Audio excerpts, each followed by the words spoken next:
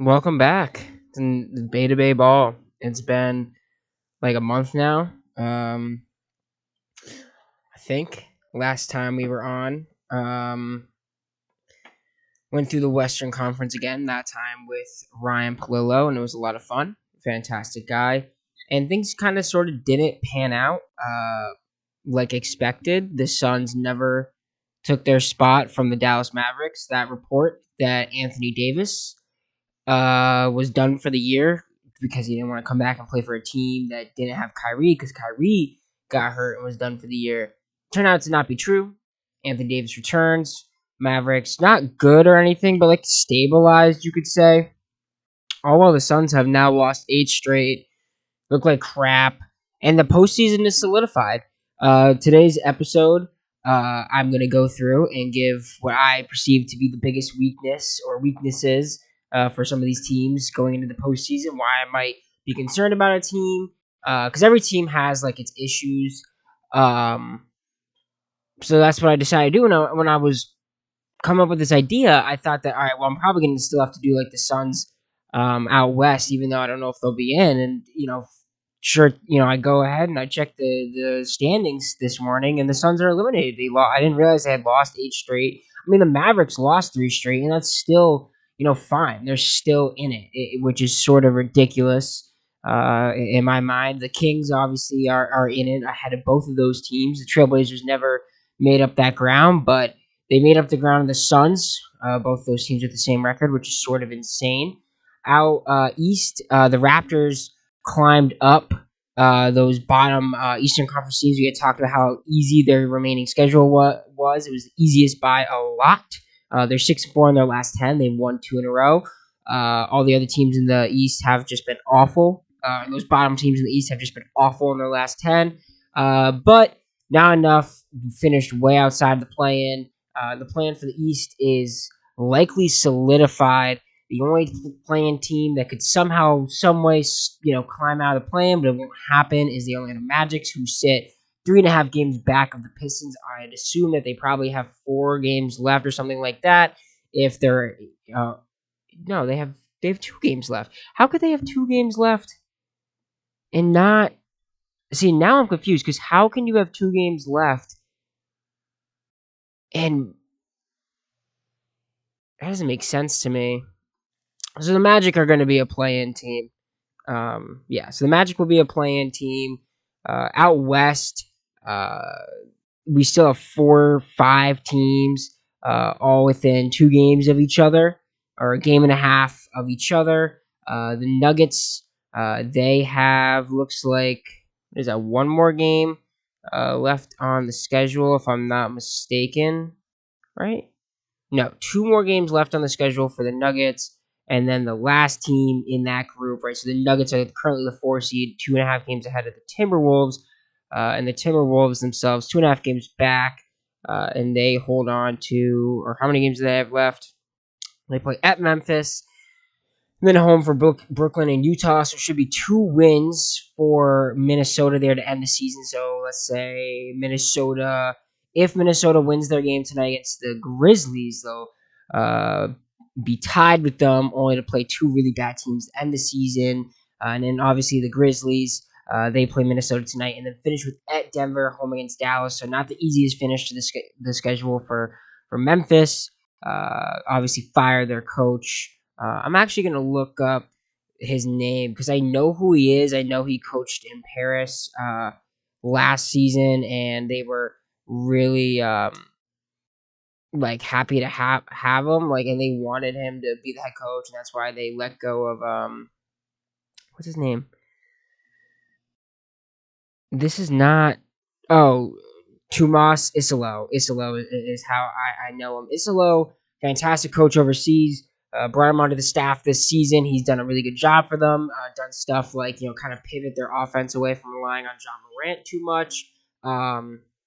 And it's become more of a balanced attack, and they do all sorts of fun, uh, action with the ball, and they're just a really fun team to watch with the setup they have right now. But I kind of understood that you kind of reached your peak with Taylor Jenkins. You didn't want to go into the offseason and have Isolo get hired away. For the Nuggets, I don't understand it at all. Just seems like ownership got really upset on one particular day and decided to clean house, even though we're just 3 games away from postseason. So things are just crazy right now in the NBA. But I'm excited to talk about what I perceive as weaknesses because I was watching a Thunder game the other day. What Thunder game was it? It was like earlier. Was it last week? I can't remember if it was last week or earlier this week. Um, just been so busy. Like I wanted to get to this episode, but I've just been so busy. What team were they? What game was that?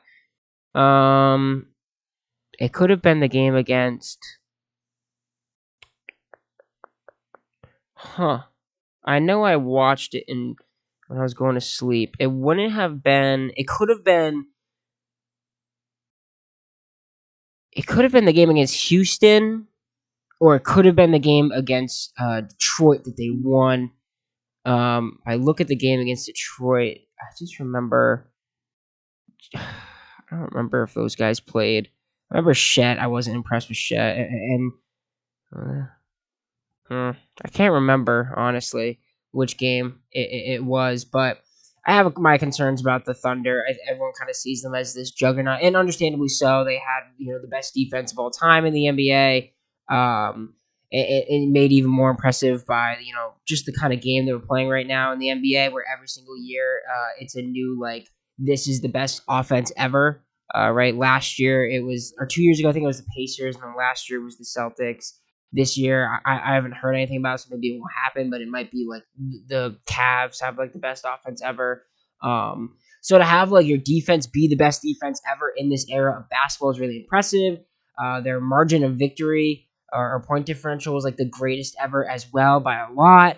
So I understand like the hype around the Thunder, but it was one of those games, whether it was the Thunder or the Rockets. I'm gonna go out on a limb, I should say, and say it was against the Rockets because they lost that game in Houston. And if we go back and we look at the box score of this game, no Isaiah Joe for Oklahoma City. Shet was pretty decent. J Dub had a real good game. SGA was not great. Where's Lou Dort? See, I think it might have been this game.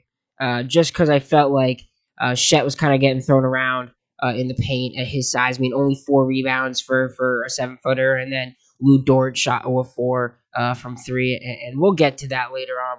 Why games and stats like that concern me for the postseason, but in classic, well, actually, I don't know why I'm about to say classic. Flipping up kind of like my typical format where I, for whatever reason, really, well, we all know the reason why I focus on the West so much, just because it's a better conference this season. It has been for a long time. But today we're going to start with the Eastern Conference first. So that'll be the gist. We're going to go through the Eastern Conference playoff teams and what I perceive to be their weakest attribute, my biggest concern about them heading into the postseason. Now, of course, this kind of is meaningless for some of these playing teams because I wouldn't bet on. In the East, it's more complicated, but like in the West, I don't think either 9 or 10 seed is gonna find their way into the postseason. In the East, it seems more likely that could happen, but I wouldn't like bet on it happening. So I'm gonna get started with Miami, and the very obvious answer for Miami is their offense.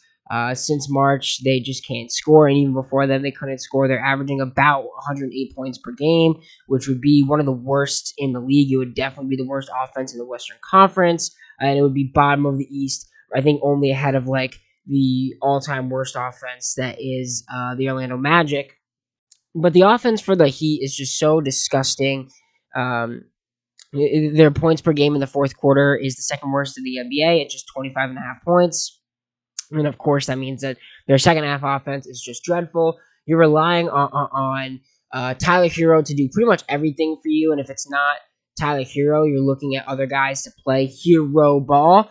Look at that nice little double entendre. But it's just a little disappointing because you kind of expected Bam to have a really good year, and he just didn't. He was pretty dreadful this year. Khalil Ware had his moments where he was spectacular, but like Jovic has dealt with injuries. Kevin Love is old, so like, what does he matter at this point? Andrew Wiggins isn't really doing. He's not bad over there per se. I mean, his numbers, he's averaging 20 points a game for them, but what's his 3 point? Wow, I'm actually kind of surprised at the Andrew Wiggins stats. Who knows? Maybe they'll sneak in behind Andrew Wiggins. But like Davion Mitchell, he's getting crazy minutes for you, right? He's starting. He started half the games he's played with you. He's playing 32 minutes a night, and he's actually really good from three. So I'm sort of surprised as I go through the individual guys. Obviously, we all know Terry Rozier is a terrorist and stealing money from Miami, getting DMPs on his $23 million a year contract. I think it's 23 mil. Duncan Robinson. I don't even know what's up with this guy. This season, Duncan is shooting 39% from three on 6.5 attempts. But overall, as a team, their offense is just really bad. They average, or they're the fifth worst offense in the NBA. They have the least amount of blocks. Uh, Actually, no, I read that wrong. They get their shots blocked the most. That's kind of crazy. But like they don't get to the line. They're one of the worst, teams in the league at getting to the line. They don't get shots up a lot. They're bottom, 5 or 6, and getting like how many shots they're taking a game. They're not super efficient. Really middle of the pack. To bottom 10 in every single efficiency stat in terms of offense. Rebounding is the same way. They're the third worst offensive rebounding team in the league. So, not only is your offense just bad, but you're not even getting second chance points. Defensively, they're not a bad team. Of course, they're coached by Eric Spoelstra. They don't foul at all. They get a lot of steals. They just, they're top 10 defense, in terms of points allowed per game. But everything else is sort of middle of the pack, right? The amount of threes that they allow to get up is middle of the pack. Their 3 point percentage defense is a little bit above average, nothing great. Really, like very minimally above league average. The same can be said for their 2 point defense, which is exactly the same number, except instead of being 0.0 or 0.006 better than average, it's 0.006 worse than average. They just have a lot of things that you don't really like when you look at them. Um, if we look at some of their advanced analytics, bottom 10 offensive rating, not a top 10 defensive rating, the third slowest team in the NBA. They're the fourth worst offensive rebounding team in the NBA. Bottom 10, and like I said, in free throws and field goals attempted. They just don't get shots up, and it's just a whole bunch of garbage with Miami. There really isn't anything to be impressed by with this team. This year has kind of been a wash.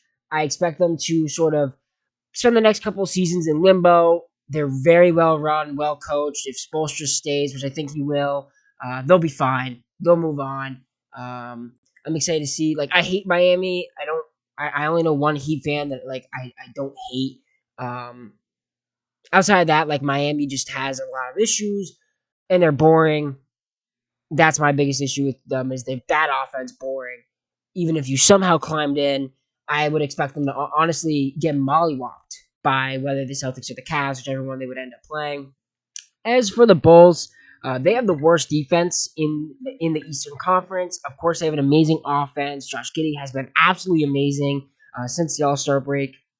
Really, since the trade deadline when they handed him the keys of the team with Zach LaVine leaving, and it kind of sucks for the Bulls because he's playing himself into an amazing contract, and I think they should give him that contract honestly because why not? Why else would you have traded for him if you weren't going to be ready to pay him if he was as good as you would hope he would be? I would let guys like Ayu Sumo walk in 2 years when his contract is up, and eventually Vooch's contract will be up, so it'll make the Giddey contract more stomachable. But it would be a shame to let him go. But back to them this year. I mean, they're amazing at making threes. Their offense is just fantastic. But like I said, their defense is not only the worst in the East, but it's the third worst in the NBA. And the only two teams. Oh, well, maybe I have it wrong then. They're not the worst defense in the league, but scratch that. Third worst defense in the NBA behind Utah and DC, Washington Wizards. Um, Obviously, that kind of defense just isn't going to win you crap in the postseason. Now, I could see a world where they win their playing games and they get into the postseason in like a shootout fashion per se. But if they match up against the Cavs in the first round, I would be shocked if they took a game. The Cavs big men are just absolutely fantastic. The Cavs guards obviously are amazing. Cavs, record wise, best team in the East. But kind of a matchup nightmare for the Bulls. I can't imagine them trying to hold down Evan Mobley and Jared Allen. Now, neither of these guys are elite offensive players, but they might look it against Nikola Vucevic and a team that just can't really pack the paint in terms of uh, the Bulls. They're also the second worst rebounding team. So if they ended up playing the Cavs, not only are they going to get dominated in the paint in terms of the amount of points that they're going to allow from the big man, the front court of Cleveland, but they're not going to come down with any rebounds. So I can't envision a world where Chicago would win more. Well, one, I can see the world where they get into the postseason, but I can't see a world where they take a game in a series. And if they did take a game, I would expect it to honestly be from the Celtics rather than the Cavs, so they'd have to get up to the 7th seed. Because I don't think they could beat the Cavs in the shootout. I know it's kind of dumb to say they could beat the Celtics in a shootout, but the Celtics offense, if you know basketball, you know the Celtics are going to have that game in that series where they miss a ton of shots, and I have a lot more concerns about them this season than I did last year, and we'll obviously get to that later on, but I just can't imagine them doing a really good job. Boat racing teams, because that's the only way they could win. Is my point. I think the only way the Bulls win a postseason game that's not a playing game, when they lose to the Cavs or the Celtics in 5 games at best, it would be because they boat raced them. In the one win, it'd probably be in Chicago. You'd probably get like a 24, 10, and 12 game from Josh Giddey, and probably a 33-point performance from Cody White, and everyone else chipped in pretty heavily. And they would win that game probably something like 135 to 127. Outside of a game like that, I don't see a world where the Chicago team gets a win. Like I talked about, they just cannot get offensive rebounds, so no second chance points. And they're also terrible at drawing fouls. So I just don't see a world where this team wins more than one postseason game with that kind of makeup, just solely relying on their offense and nothing else. Next team is Atlanta. A lot of the same crap as these other Eastern Conference playing teams. They have a really good offense. Obviously, it's a Trae Young led offense, so it's going to be good. Dyson Daniels is absolutely amazing, and he deserves to win. Depoy, in my opinion, and most improved. I think it's kind of crap that Draymond's going to win, but that's besides the point. They lost Jalen Johnson in the middle of the year. They ended up, trading DeAndre Hunter, a move that I hated. They brought in George Niang and Karis LeVert. Not awful like ads, but not a needle mover in any sense. This is a team that has a bottom 10 paint defense, relying on Aneke Okongwu, I think is how you say his name. The guy I played with the Ball brothers at Chino Hills, and Clint Capella. I just don't see a world where this team wins more than one playoff game. And again, I would see it coming against the Celtics rather than the Cavs. They just have an awful first half defense. In fact, they have the worst first half defense in the NBA, allowing 61 points per game in that first half. The defense is just absolutely dreadful. And like I said, the paint defense is just as bad. So I have a hard time seeing this Atlanta team win more than one postseason game. Unsurprisingly so, the defense is trash, and there really isn't a whole lot of offensive options, I would say. If Trae Young doesn't have it that night, I'm not putting my chips in for a Karis LeVert or George Niang, save us kind of game. I just don't see this team winning more than one postseason game, just like the Heat and just like the Bulls. Now this is where things get interesting because we're at the Orlando Magic, and this team is different than the 3 teams before them. They do not have an elite offense. In fact, they have, I would say, the exact opposite. The Magic have one of the worst offenses in recent memory. They're by far the worst 3-point shooting team in the NBA by a very wide margin. I believe they have one of the worst 3-point shooting teams of the last 5 years or so. They just stink in a lot of different ways. They certainly should have made some sort of move at the deadline. I just think there's a lot of things that this team could have done better throughout the course of the season. And now that they were shaping up to go into the postseason, things just aren't where they need to be for the Magic. Their offense is dreadful, and I wouldn't even bet on them to win a single game. I wouldn't. I know they beat the Celtics last night, but the Celtics were without their top 6 players, so is that really impressive? And even then, the Celtics were without their top 6 players, and the Magic didn't even score 100 points. This team is just really, really bad, in my opinion. I think the Magic are a bad basketball team, and the only reason they aren't seen as a bad basketball team is because there's so many teams that are awful in the East that you're kind of able to, stay above the rest of the league per se. I mean, if we look at the Orlando Magic's division, I'm not even sure who is um their division. Oh, Atlanta, Miami, Charlotte, and Washington. That makes sense because Miami or Orlando's 12-3 in their division. So 12-3 against Atlanta, Miami, Charlotte, and Washington. All awful, awful teams. I have no faith in this Magic team that can't shoot the three ball. Teams are just going to pack the paint against them. They're going to have to rely on deep twos. It's just not. I would have a hard time envisioning this Magic team winning a game. I know last year they took the Cavs to 7, but I think that was last year, and this is this year. I think teams have sort of figured them out a little bit more. I just don't see this Magic team winning any postseason games with this kind of offense. Maybe they'll win one, and it's some sort of absolutely disgusting slugfest. I mean, I don't know though, because they're probably going to play the Celtics, and I can't imagine the Celtics letting the Orlando Magic get a game. I really can't. Honestly, I can see the Hawks and the Bulls getting, and maybe the Heat too, getting a game for the Celtics. The Hawks always get a game against the Celtics. The Bulls offense, I think one of the 4 nights, maybe 5 nights that they play the Celtics can keep up. The Heat, it's Eric Spoelstra. He finds ways to win those games. I don't see it for the Magic. If the Magic fail to play the Cavs, I guess they have the size inside to match up, but they don't have the bodies given the amount of injuries that they have. And this year, the Cavs' offense is just so much better. I don't know. I don't think they would be even able to keep halfway up. So I just think it's sort of a pointless battle with Orlando. Moving on from Orlando, we kind of jump into the more fun teams in the Eastern Conference. This is the Detroit Pistons. Obviously, I think the easiest answer for why I would be concerned about the Detroit Pistons is they're inexperienced. This is their first time in the postseason since I believe 2019 during the Blake Griffin third team All NBA era. And this, uh, you know, Pistons team is a lot of fun. Their defense is really good. Uh, Points per game wise, not really. They're middle of the pack actually in the amount of points per game that they allow, which isn't really good. But you look at the amount of shots that they allow to get up, it's pretty good. Now they aren't very good as a 3 point defense, but they're just an elite 2 point defense. They do foul a lot, which is very concerning. Although referees are going to allow more physical play in the NBA postseason, that's just how it goes. So that might be less of an issue, but they don't really generate a lot of steals, and they don't they generate a decent amount of turnovers, but that doesn't really matter when you yourself are turning it over plenty as well. They are bottom 10 in the NBA in terms of turnovers.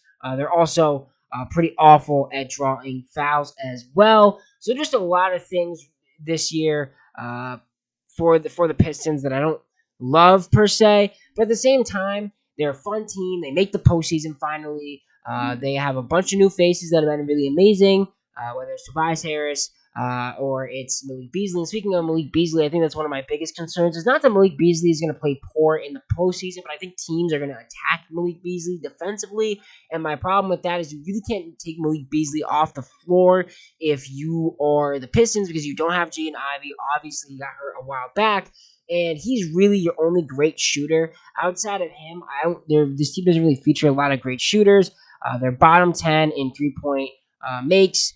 They're nearly bottom 5 in 3 point attempts. They're bottom half of the league in terms of 3 point percentage. So just not a lot of good things in that regard. In terms of 3 point shooters, Malik Beasley, 9.5 threes a game, 41% is amazing. But Cade Cunningham, six attempts a game, 35%. Tim Hardaway Jr., I just don't want him out there like crazy like that. I feel like he's going to get attacked on defense in the postseason. He's a good 3 point shooter for them. They don't have Jaden Ivey anymore. And then it's like a huge fall off. And I like the way Dennis Schroeder runs the second unit. I love the pick and roll attack with him and Duran. I think it's a lot of fun to watch those guys play together, as well as Asar Thompson. But he can't shoot the three ball. So I just worry about their ability to shoot the three come postseason. But that's and they're also going to be playing the Knicks. So I think an inexperienced team playing in Madison Square Garden in the first round of the playoffs just sort of spells disaster. I think that maybe they'll be able to get a game on their home court, but I wouldn't be surprised if this Pistons team only wins one game in the postseason. I don't think that would classify their season as a failure, but I think you would still be sort of disappointed in the way it ended. If you are Detroit, my goal for you would be win 2 games, defend your home court, right? Even if you lose one game on your home floor, go 2-1 at home. Get this series to 6 games. Don't get swept. Don't lose in 5. Get it to 6 and defend your home court. At least go 2-1 at home. I think that'll look good for you. Everyone, I think, would understand your situation against the Knicks. I think the Knicks, honestly, matching up against Detroit would be such a good thing for them, and we'll get to that in a minute. But first, we got to get to the Milwaukee Bucks and then the Pacers. But starting with the Bucks, I'm most worried about Dame and Doc. Doc Rivers has blown the most 3-1 series leads in NBA history. He has, I forget the record, but he has just one of the worst records you've ever heard in clinching in series clinching games. Hold on, I actually could probably Google that. Let's look up right here, live on the podcast. Doc Rivers, right? If I could type Doc Rivers record in, I didn't even hit space, in clinching games. Hopefully Google understands what I mean by that. Yeah, here we go. No, oh, I no, that can't be right. That's not. Where is it? I was gonna say. Wait, no, you're showing me, dude. This StatMuse sucks, bro. I think StatMuse is trash. I think StatMuse is trash. That's not giving me what I want. Doc Rivers record in. Let's do postseason. Mm,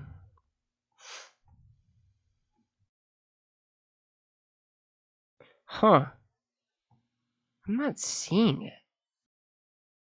Doc Rivers is 6-10 in game sevens.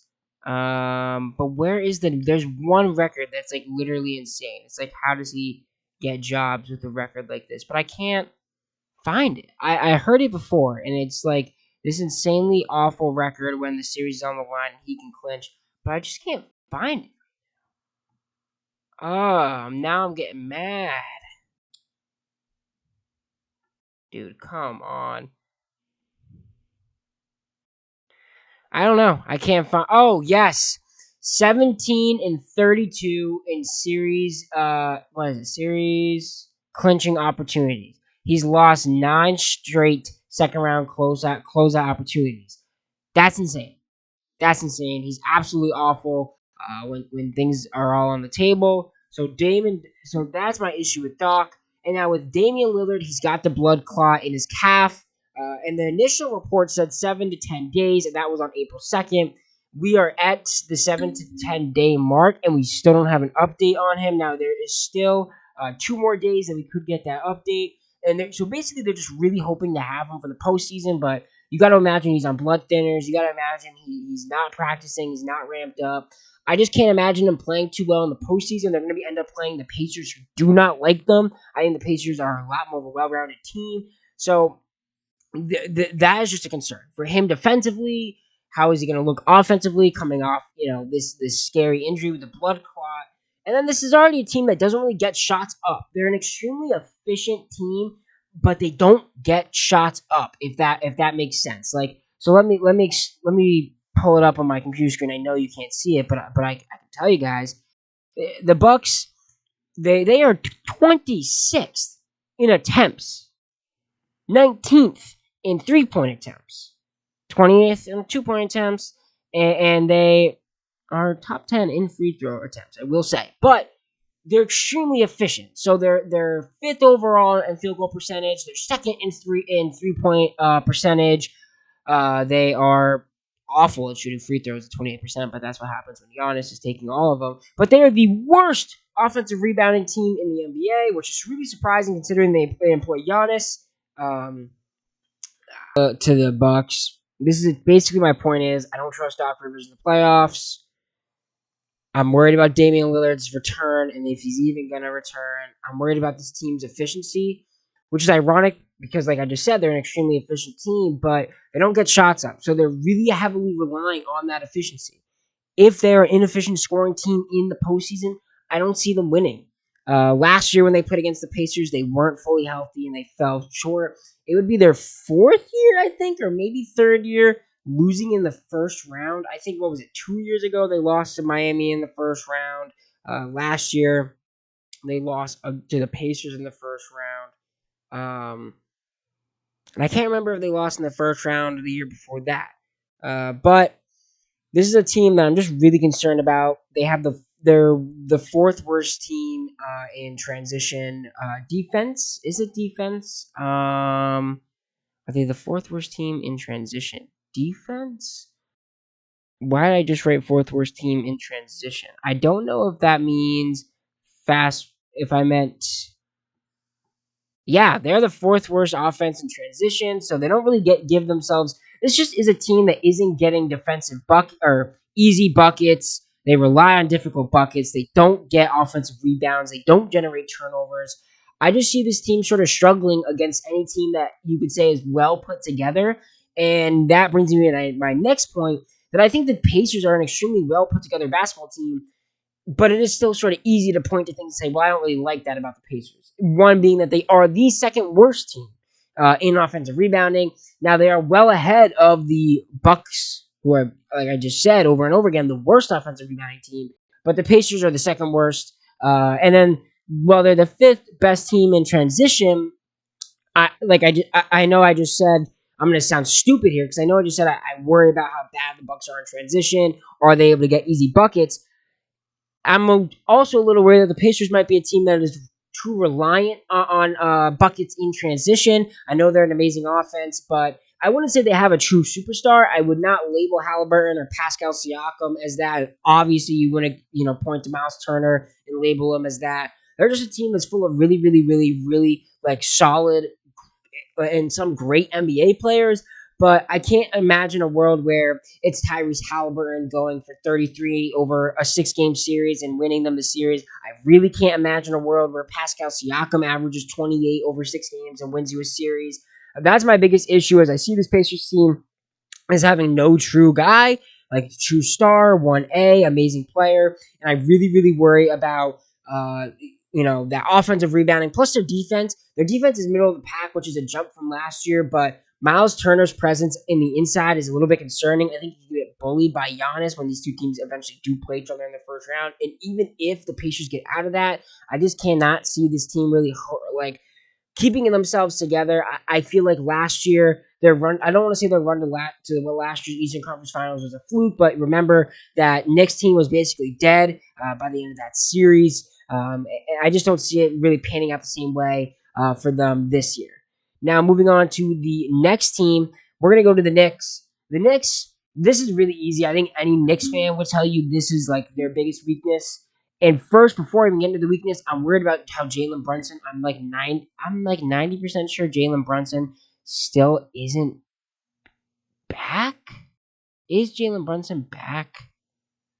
He is. Jalen Brunson's back. How long has Jalen Brunson been back for, and is he good? Like, has Jalen Brunson been Jalen Brunson since his return, or is he very clearly in like a ramping up, portion? So he missed 3, 6, 9, 12, 15 games. In his first 2 games back, he was pretty bad, and then he was pretty decent. Good from 3. A good amount of assists. Yeah, he was really good in his last time out. That was against Boston. I didn't really get to watch that game. But so I've crossed Jalen Brunson off of my concerns list, but I'm still concerned about their defense. They have the second worst, blocks per game, and I think we all know why. They have the 5th worst 3-point percentage defense in the NBA, which is a little surprising given the players that make up that team. They allow the second most points per game on the pick and pop. And so really what we're seeing on the defense is Cat getting bullied in a lot of different places. Whether he's getting bullied at the rim, and this is a team that isn't generating a lot of block shots, or they're getting bullied on pick and pops, and guys like Kristaps Porzingis, even a Vucevic, absolutely destroy them. Now, in the terms of the Pacers, is a little concerning because Miles Turner is a capable 3-point shooter. So I'm a little worried about the Knicks. I know they're not going to play the Pacers in the first round. They should be okay in that regard. Um, but I'm just worried about Cat. I think that's basically sums it up. I'm worried about Cat. This team, I think, is like 0-8 against all the top teams in the NBA. I know they didn't beat the Celtics this year. I don't think they beat the Thunder this year. I'm not sure if they beat the Cavs this year. And that's a little concerning. I will say that even if they had beaten those teams once or twice, I don't think that really changes my opinion on that. But I just don't see a world where this team makes it to the Eastern Conference Finals. I don't see a world where this team makes it to the Eastern Conference Finals, and if they did, I don't see a world where they'd win more than one game. I like what the Knicks did this offseason. I just didn't like going all in on Cat. I just think that he's really compromised his defense, and I'm not really sure how you can fix it because I don't think it's a Mitchell Robinson thing. And Mitchell Robinson can't even stay healthy. To cap off the Eastern Conference, we have two more teams. We'll do my Celtics. And for my Celtics and the Cleveland Cavaliers, I don't really have a lot of concerns for obvious reasons. These are two teams that are going to win 60-plus games. The Cavs are already there. The Celtics just have to win one more. And then for the Celtics, it's the pace of play. If you didn't know, the Celtics are the fourth slowest team in the NBA this season. It's not good. And they're also really bad in transition, which is surprising considering they employed Jaylen Brown. Jaylen Brown has made note of how he's, being more selective in transition this season, taking his foot off the gas, which I don't know how I feel about that. I think it might be difficult to get back into that swing of things in the postseason unless it's just like a thing he's doing all the time now. And what's concerning about that is if the three-point shots aren't falling, I am worried about what is the half-court offense going to look like if it's going really slow and you're taking forever to get into your actions and you're just not really getting a ton of shots up. Because it's one thing to like the Bucks, you can be really efficient, but if you're not getting up enough shots, doesn't matter. And now the Celtics do everything else fine. They're really, really elite on the defensive end. They have the best defense in the Eastern Conference outside of the Magic, but that doesn't really count. But it's just the pace of play for me.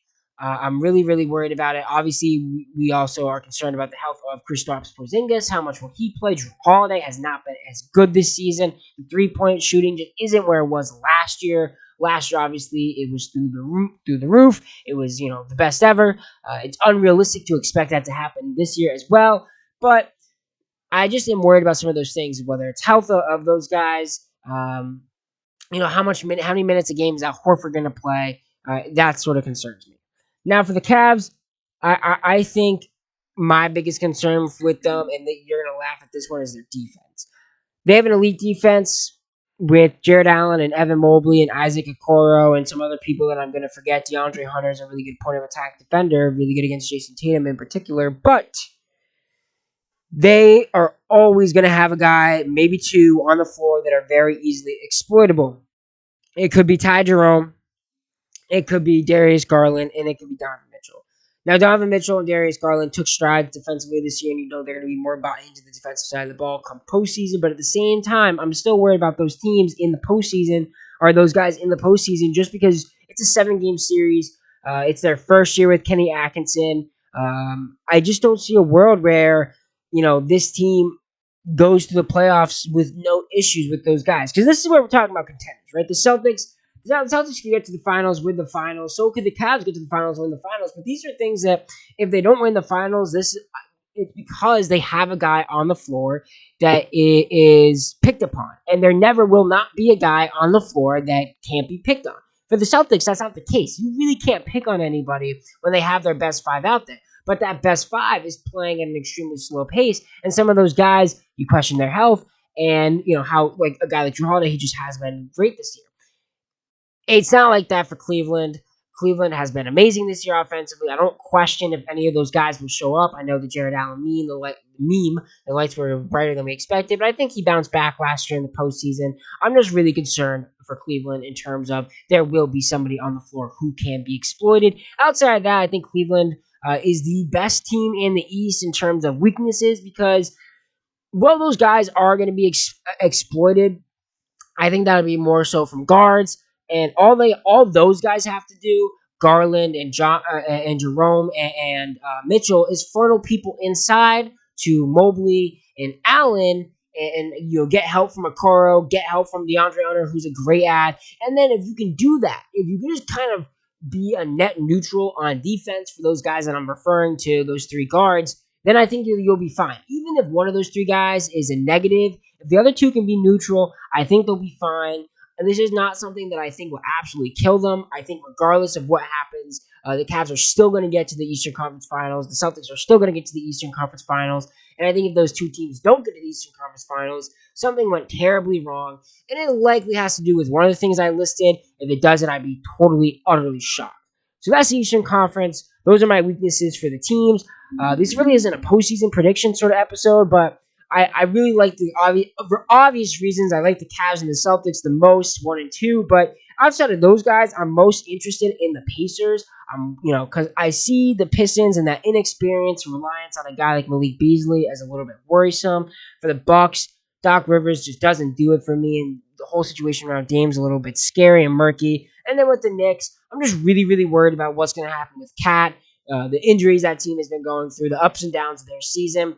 It's just been a lot going on in the first year of the Cat experiment and the Mikal Bridges experiment. I think next year it'll be really, really good for the Knicks, and I think they'll bounce back. I think the Cavs will come a little bit down to earth next season, and then we'll revisit the Knicks next year and feel probably more confident about what they can do in the playoffs. But this year, I just don't see them as even really the third team in the Eastern Conference. I honestly view the third team as the Pacers.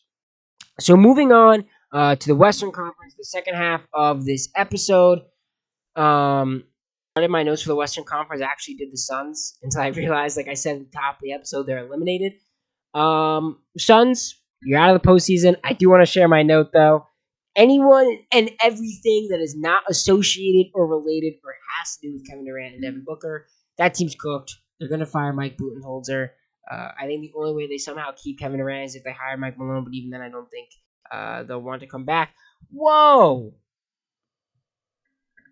I am reading. This is today. This came out 2 hours ago.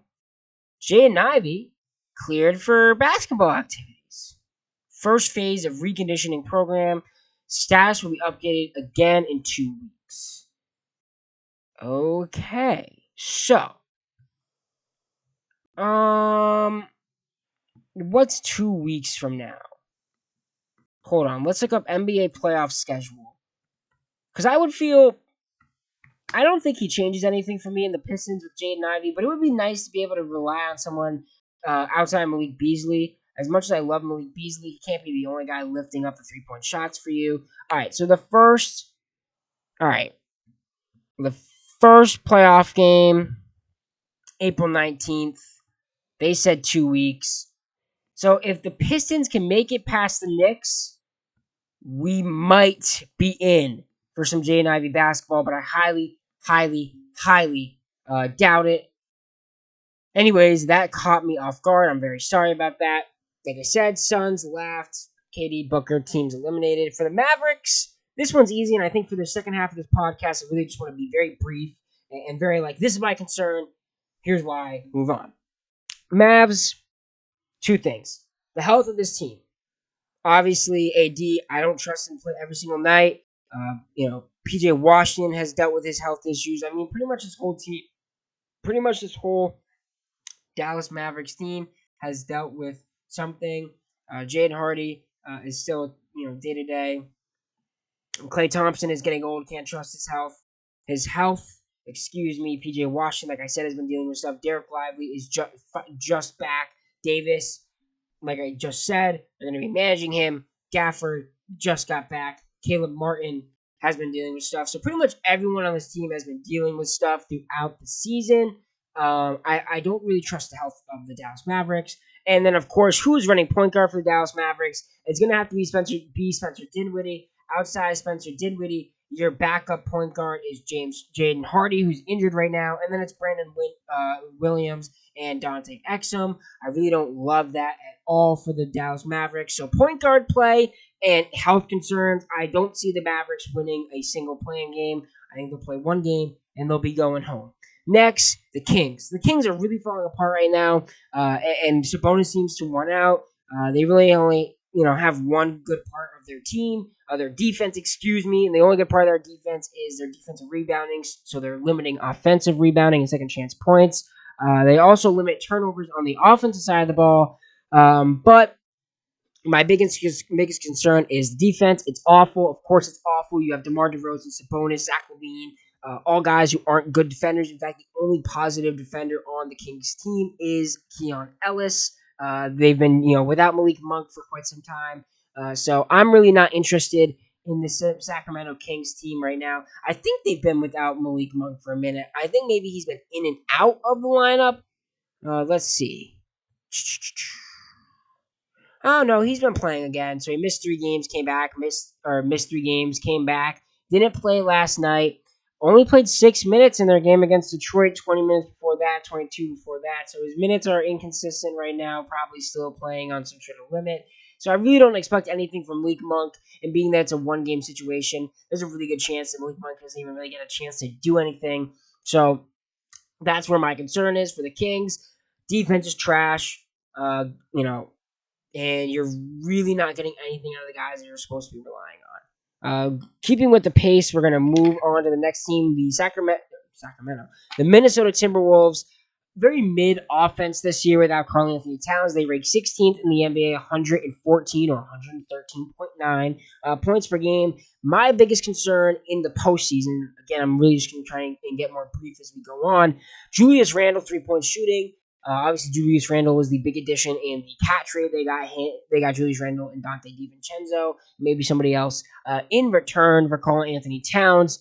In his postseason career, he's only played in about 3 series. Julius Randle has, but Julius Randle shoots 28.3% on 3-pointers in the postseason. Not good.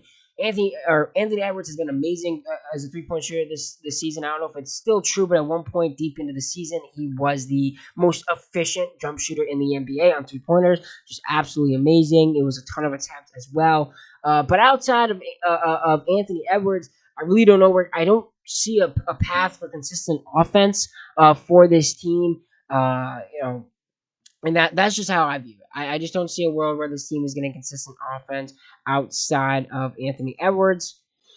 Their second leader in points per game is Julius Randle. Like I talked about, I'm really concerned with his 3-point shooting. Naz Reid is a really good 3-point shooter, but how much can you have him out there with Rudy Gobert and with Julius Randle? Not a whole lot. Jaden McDaniels had a good season and was really good when this team was without Julius Randle and Dante DiVincenzo. But I don't see a world where Jaden McDaniels goes off for them. This is a team that's likely going to be playing the Thunder in the first round as well. Well, I think that will be fireworks basketball. I just don't see this team having consistent enough offense to get over the hump that is the incredible Oklahoma City defense. Now, if Minnesota does somehow climb up and play the Rockets, I think they can win that series because the Rockets are a super inexperienced team. And I think the Timberwolves would match up against the Rockets really, really well because the Timberwolves do an amazing job inside the paint. But we're not here to talk about what they do well. We're here to talk about their negatives and my concerns. My biggest concern for Minnesota, like I said, an inconsistent offense that really relies on one guy to even be at that inconsistent level per se. Because it's not that Ant is inconsistent, it's that his supporting cast is inconsistent on a night-to-night basis. So I would be surprised if they won more than 2 games. Like if they took the Thunder to 7, I can't lie, I'd be a little bit surprised. I would be really surprised if they were able to get past the Thunder in the first round. And of course against the Rockets, like I said, I think they have a good chance, but not here to talk about that. Next up is the Golden State Warriors. This one's a little complicated because they've been really, really, really, really good since adding Jimmy Butler. They have this starting 5 that has a really good record together, and I believe off the top of my head, it's Moses Moody, Pod, Steph, Butler, and Quinton Post. I believe. Oh no, I'm stupid. I think it's Moses Moody, Pods, Curry, Butler, and Draymond. I don't think Post is in there. But Post has been really good for them this regular season. But I think Post will probably get bullied in the postseason. He's not a good defender inside the paint. And they'll have to rely on him or Looney to be that. And obviously, back when they won the finals in 22, Looney had an incredible postseason run and was really, really dominant. But he's not that same guy from 3 years ago now. I mean, that was 3 years ago. He's not that guy anymore. In Quinton Post, like I just talked about, this is a 24-year-old rookie out of Boston College who's a 58th overall pick in the NBA draft or 59, something like that. He's not a good defender, and now he allows you to stretch the floor, which you really need with this team because, which is ironic to say with the Warriors, I know because they have Curry and even Buddy Hield as well. But at the same time, you have Jimmy Butler and you have Jonathan Kuminga and Moses Moody. and pods. Like, I really do worry about the 3-point shooting of this team from time to time. But for this list, I'm just really, really concerned about Quentin Post, Kevon Looney, and really Jonathan Kuminga. In Kuminga's 5 games since returning, he's averaging 11 points, 4.5 rebounds, 2.5 assists, and he's shooting a dreadful 21.5% from 3-point land. He hasn't done really anything in his postseason career. He wasn't expected to be a contributor in the past. So that's really where my concern with this Warriors teams lie. I think they could still be really, really good, but I think that if they have to play Quentin Post for a lot of minutes, I think that might be a really big problem for them. And they're also not a really good, mid-range shooting team. But I don't really worry about that stat just because I know that they employ Jimmy Butler, and we all know what Jimmy Butler is like in the postseason. So that stat, let it be known, they are not a good mid-range shooting team, but I think does not cause for concern with Jimmy Butler in the postseason. The next team is the Memphis Grizzlies. This one is really easy. No coach right now. Can Ja Morant stay healthy consistently? They foul way too much. We know Triple J is always in foul trouble, and that's a lot worse in the postseason. And then they're relying on rookies like Zach Edey and Jalen Wells. And get well soon to Jalen Wells. Took an extremely scary fall yesterday or 2 days ago. It was really awful to see. Happy that all he's walking away with is a broken wrist and probably a concussion. But at the time, it looked like he could have broken his neck. It was a really scary situation. But this Memphis Grizzlies team being coached by Coach Isolo, they've won 3 straight, but they've struggled really, really, really, really mightily against teams above 500. In fact, only one of the 2 teams that they've beaten, or 3 teams that they have beaten on their 3-game winning streak, is above 500. Their game against the Timberwolves tonight will be really, really interesting. But I'm just really concerned about this team's, coaching situation with Isolo in his first ever playoffs. So you have a rookie head coach in the playoffs, and Ja Morant health concerns, this team's ability to shoot the 3 outside of a Desmond Bain and a Luke Kennard. And you and I both know Luke Kennard cannot be on the floor in the postseason. So there's a lot of things that concern me about the Grizzlies. I'm not picking them, I think, to get out of the first round. Next team up is the Los Angeles Clippers, who have been absolutely amazing this season. They've won 6 straight. They're 8-2 right now. They're currently the 5 seed, and they are tied with the Denver Nuggets for the 4 seed, and they're 1 game back of the Los Angeles Lakers for the 3 seed. For the Clippers, my biggest concern is obviously the health of Kawhi. If the Clippers have a healthy Kawhi, I think that I truly, truly, truly, in my heart of hearts, believe this team is a contender in the West. One of the best contenders, if not the best contender in the West, outside of the Oklahoma City Thunder and maybe the Lakers as well. Obviously, James Harden, his shooting has not been good this year. It was the worst year of his career outside of his rookie year in terms of effective field goal percentage. Now, he was worse a couple years ago when he got traded from Brooklyn to Philadelphia, but I'm going to give him a break there just because I'm not going to count a season as messy as that one was for James Harden. But James Harden's shooting has been iffy the last couple of postseason runs he's been on, especially when he was in Philadelphia. That, combined with how bad his shooting was this year, makes me a little bit concerned for him. The other guys I think will be really good, whether it's Derek Jones Jr. or it's Chris Dunn. But Chris Dunn, teams are not going to guard him in the postseason, and you can't really trust him to make a 3-point shot. And for as amazing as Zubac has been, I think Zubac might be a little bit more contained come postseason play. So those are my biggest concerns. So we'll chop it up to 3 of them. My 3 concerns for the Clippers, and if they somehow evade these 3 concerns, I think this team will win the West. How about that? I think the Clippers win the West if these 3 things don't happen. If these 3 things do happen, I think the Clippers win the West. If Kawhi Leonard plays an entire healthy full playoff, if he is fully healthy, the entire playoff run, I think they'll be in really good shape. If James Harden isn't having that postseason running out in his last year with Philly, where it's one night he's awful and he's only scoring 14 points, and the next night he's scoring 42. No, if he can just score 27 a night, I know it's a lot, but it's still James Harden. If he can do 25, 24, 27 a night on efficient shooting, I think they'll be really, really, really, really good. Even if he just replicates what he's doing right now in the regular season. And we'll pull up his regular season stats really quick for you guys. James Harden, just to show you guys. James Harden is averaging 22.5 points per night right now, 9 assists a night, and he's shooting 40.5% from the field and 49.6 effective field goal percentage. James Harden, if he can, replicate what he's done in the regular season, which is honestly a low for him, and if you keep Kawhi Leonard fully healthy, and if Zubac can continue to be as disgusting as he has been this season, I think this team will win the West. Now, those are three big ifs to happen all at once. I see a world where Zubac might continue to be the guy that he's been, but James Harden's not shooting very well and Kawhi's out.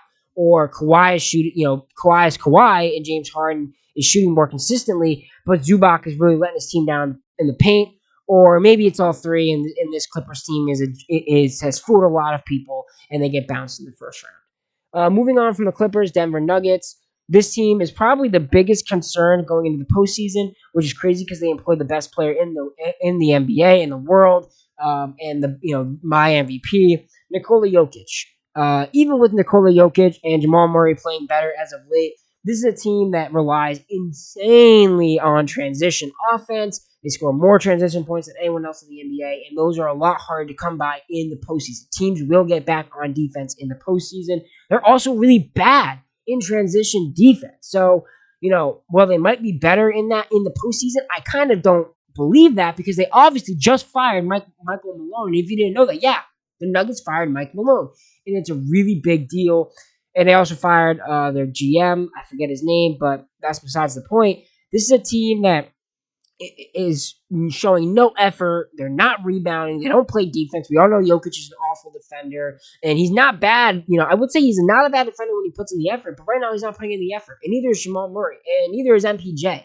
So there's just no effort from this team, and they already are really, really wishy-washy in transition in terms of what I expect to happen in the postseason. So for me, the Nuggets are a dead fish in the water, and if they play the Clippers in the first round, I'd pick the Clippers. Moving on, where are we at? We're about an hour in. We're probably more like 55 minutes in after I make all the cuts. But we have three teams left, so this is probably going to be about an hour, 5-minute pod. Not bad. So the Lakers have a turnover problem. If you didn't know, the Lakers don't force a lot of turnovers, and they were about a net neutral team in terms of turnover differential before they acquired Luka. Now, since getting there, Luka has been a turnover machine. He plays really loose with the ball. He doesn't know these guys as well as he obviously knew the guys on the Mavericks. He's making passes to guys that he thinks are cutting when they're not cutting. Guys are cutting when he thinks they're sitting in the corner. He's been loose with the ball, losing his dribble. So I'm really concerned about their turnover problems come postseason play. Now, that could be a nothing burger, and Luka could get really tight with the ball and not turn it over in the postseason. This team still won't generate turnovers. So even if Luka fixes his turnover problem in the postseason, the Lakers still do not cause teams to turn the ball over. And that takes me to my second point. This is a team that is just not going to be good on defense come postseason.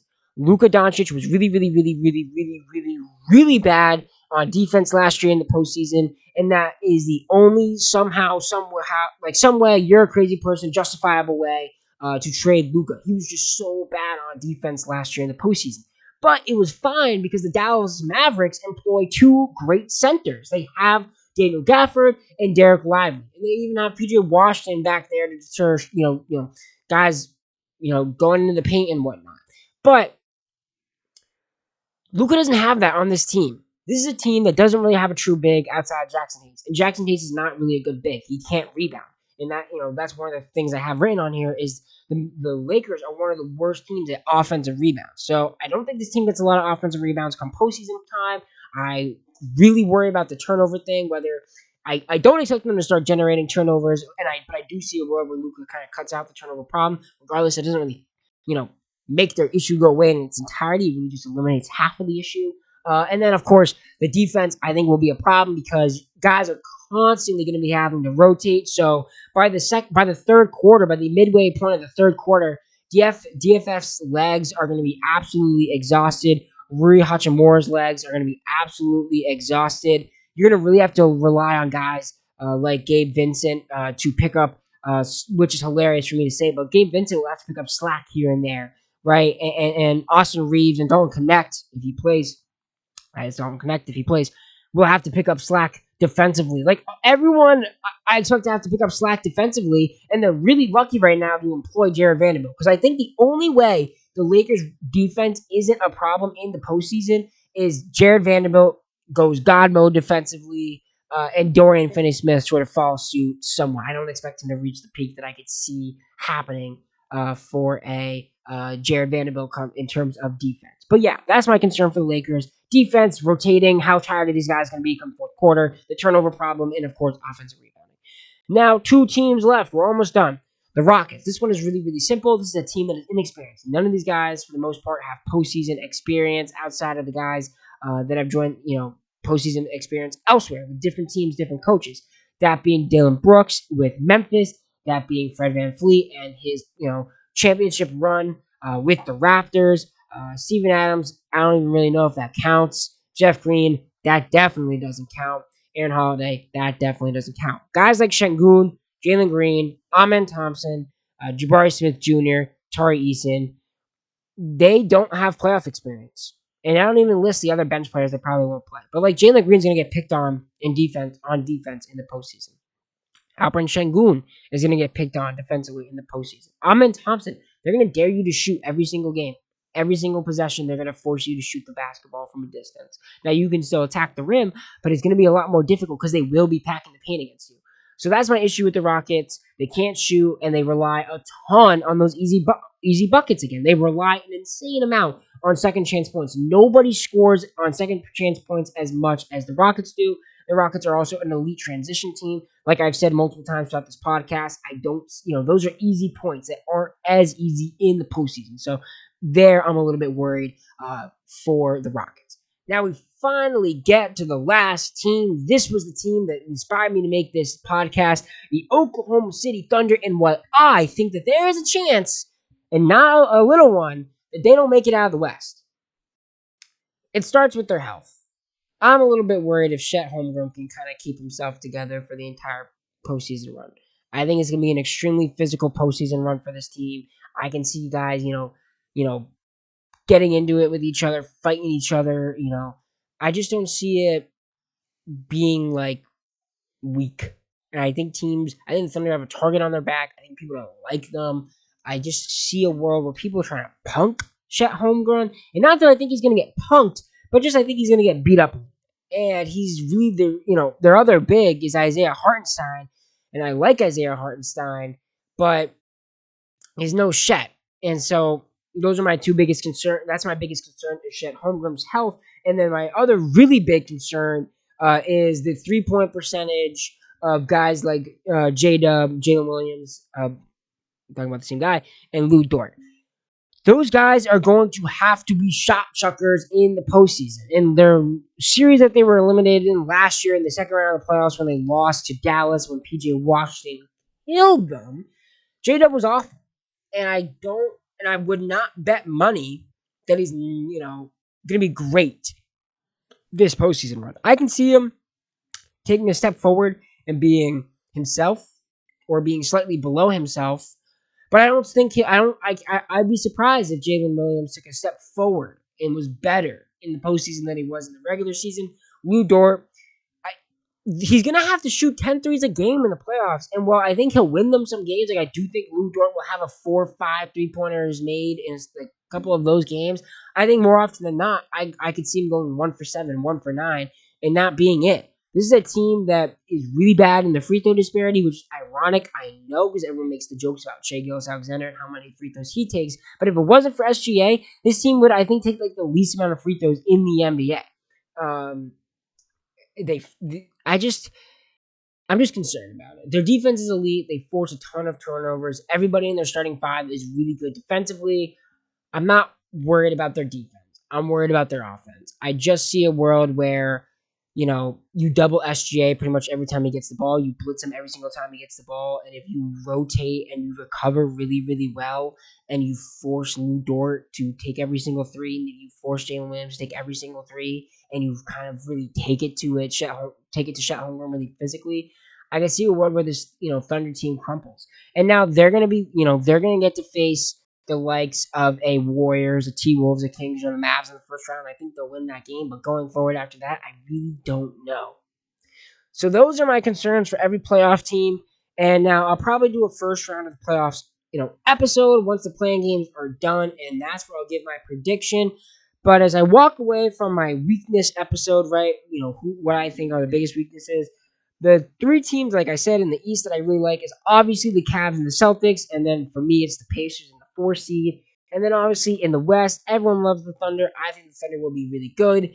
My next two teams out West, I'm not going to go Rockets at the 2 seed for what I just said, they're inexperienced. I'm not going to go Lakers at the 3 seed. I just worry about their defense. I worry about their ability to rebound the ball. I just, worry about the continuity of that team in the postseason and just how serious it's going to be. I do really look forward to JJ Redick coaching in his first postseason series. I think it'll be a lot of fun there, and it'll be a good battle in terms of the coaching side. But the players a little bit, the personnel concern me for the Lakers. Nuggets, hell no, not with Malone. And then we get to the Clippers. I'm going to go with the Clippers as my second team out west. Like I said, I think they're the best non-Thunder contender. If two of those three things I laid out for them go the way they want them to go, whether it's Harden and Kawhi are on, or Kawhi and Zubac are on, or Zubac and Harden are on, I think that would be enough for this team to make it to the Western Conference Finals. And I think if all three of those things come together, especially if they come together in one single series like the Western Conference Finals, I think they'll be really, really good. I think this Clippers team is meant to take on the Thunder team. They're able to guard almost every single Thunder player. The only weak link I think on the Clippers defense is James Harden. Well, the Thunder don't have a weak link defensively. I think the Clippers and Tyronn Lue can find a way to make that a very competitive series. And then my third team in the West is the Golden State Warriors. I'm really worried about Quentin Post and Kevon Looney and Jonathan Kuminga. But I'm really confident in Jimmy Butler and Steph Curry. Really confident in those guys, and I think they'll be, just fine. And Draymond Green, of course, too. I don't like Draymond Green, but of course, I'm confident in his abilities. So those are my 6 teams that I'm walking away from this saying, okay, you guys are the teams I'm most confident in, even though I know what your issues are and I'm concerned about those issues. They concern me less than a lot of these other teams. So that's it for me on Beta Bay Ball. Thank you so much for tuning into this episode. I know it's been a minute. Hopefully, with the school year winding down and sort of less responsibilities on my shoulders, less stress on my shoulders, whatnot, I'll be able to be more consistent with my episodes. And especially with the NBA playoffs around the corner, I'm going to want to make episodes probably twice a week. I've said that before. I never deliver. So hopefully, Justin gets his crap together and he delivers there. But I just want to thank you so much for listening to Beta Bay Ball. I'm your host, Justin Therio. Tune in for the next episode, whenever it might be. I appreciate you listening, and it's much love. Have a good one.